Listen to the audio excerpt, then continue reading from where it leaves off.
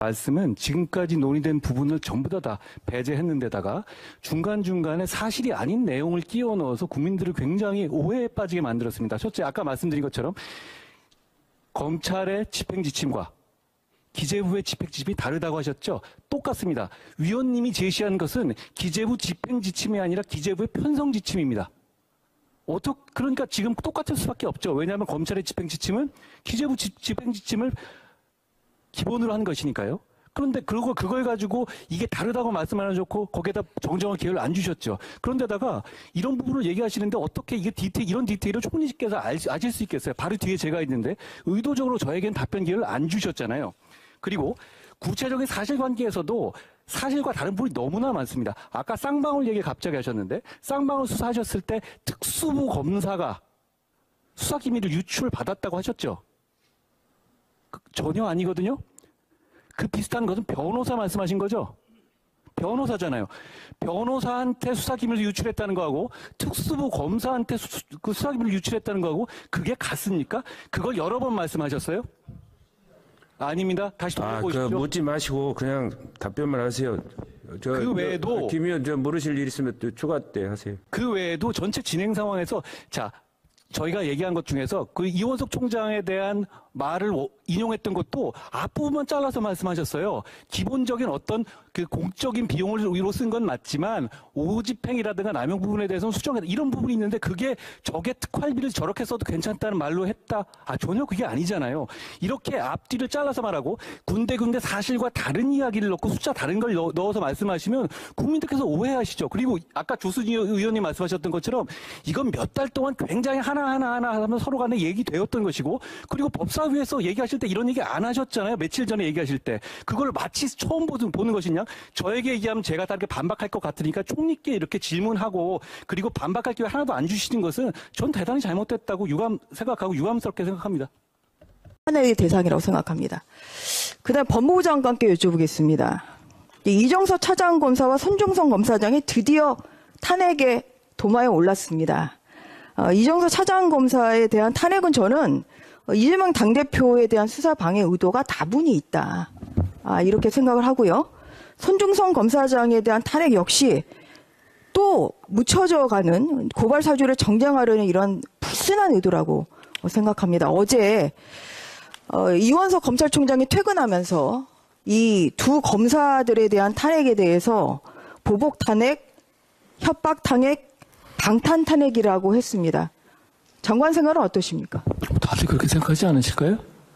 네. 그리고 어떤 과오가 있을 수는 있는데요. 저 사안을 말하는 게 아니라 그런 경우에는 대한민국에는 감찰과 징계 그리고 사법 시스템이 돌아가죠. 그럼 저는 이렇게 묻고 싶습니다. 그럼 저런 정도 의혹 제기하면 앞으로 국민들이 이름도 모르는 검사들, 판사들 그럼 거기 나오는 사람 다 할 겁니까? 그러니까 이렇게 묻고 싶습니다. 이정섭 차장이 만약에 이재명 수사와 관계 없었어도 탄핵했을까요? 저는 안 그랬을 거라고 봅니다. 그렇기 때문에 저는 불법 탄핵이라고 생각합니다. 네, 저도 같은 생각입니다. 다음 PPT 보겠습니다. 이재명 대표에 대한 이제 방탄이 이제 4단계에서 이제 5단으로 넘어갔습니다.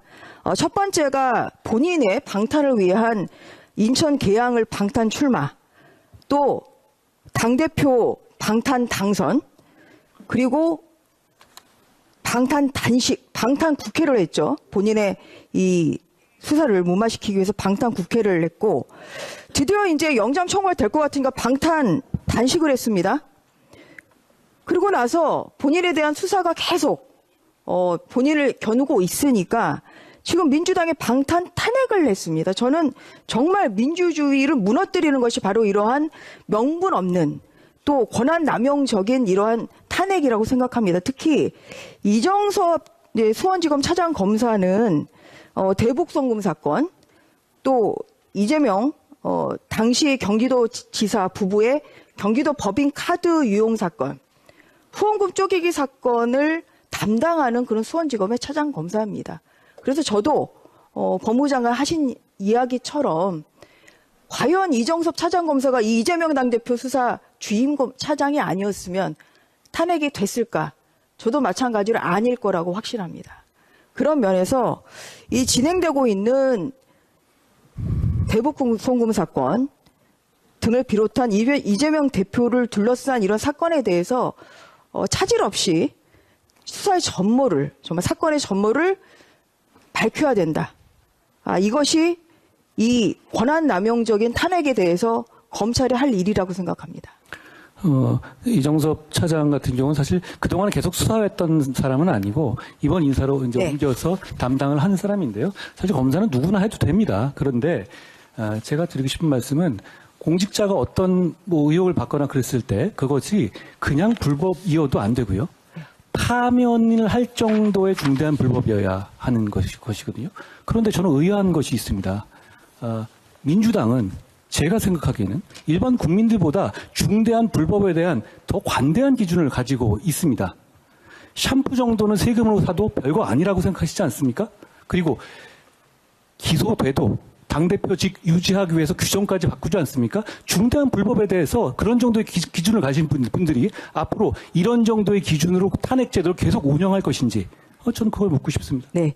이정섭 차장 검사에 대해서는 사실 이번 법사위 국감에서 민주당의 모락모락 김은 피웠습니다.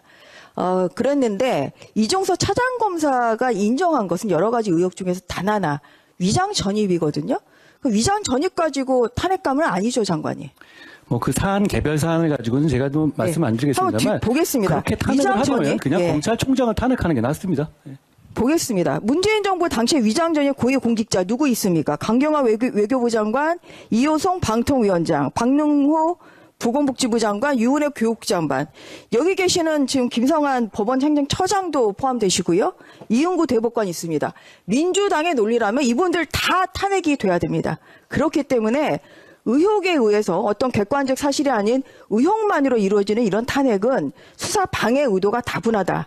그리고 검찰이 흔들리면 안 된다. 저는 이런 말씀을 강하게 드리고 싶습니다. 공직에는 감찰과 사법 시스템이 작동되고 있습니다.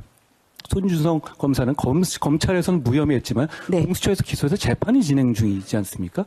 그러면 그 재판 진행 결과와 다른 결과를 냈었을 나중에 그러면 재판에서 무죄가 나면 어떻게 되는 겁니까? 그러니까 지금 이 상황은 이 사법 시스템과 감찰 시스템이 이미 이정섭 네. 부장에 대해서도 조사가 되고 있고 그러면 이 시스템은 돌아가는 상황에서 갑자기 탄핵이란 극약 처방을 내세운다? 저는 지금까지 대한민국에서 탄핵이 가결된 사례는 한 건밖에 없지 않습니까? 네. 그러면 지금까지 국민들에게 앞으로 이런 정도의 이름도 모르는 사람들에 대해서 계속 탄핵안이 올라오게 이 헌법 시스템이 운용될 것인가?